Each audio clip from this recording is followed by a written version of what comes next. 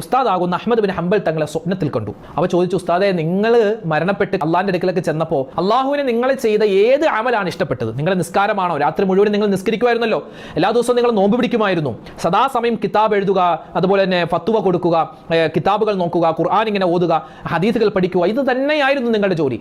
നിങ്ങൾ ചെയ്തിട്ടുള്ള എന്ത് അമലാണ് അള്ളാഹുവിന് ഏറ്റവും കൂടുതൽ ഇഷ്ടപ്പെട്ടത്? ഏത് അമലാണ് ആദ്യം അള്ളാഹു സ്വീകരിച്ചതെന്ന് ചോദിച്ചപ്പോൾ അഹ്മദ് ബിൻ ഹംബൽ തങ്ങൾ പറഞ്ഞ മറുപടി, ഞാൻ ഖബറിലേക്ക് ചെന്നപ്പോൾ എനിക്ക് അള്ളാഹു തആല ഏറ്റവും കൂടുതൽ എന്നെ നിന്നും സ്വീകരിച്ചത്, എനിക്ക് രക്ഷയായത് ഞാൻ നമസ്കാരങ്ങൾക്ക് ശേഷം പറഞ്ഞ അൽഹംദുലില്ലാ എന്ന ദിക്റാണ്.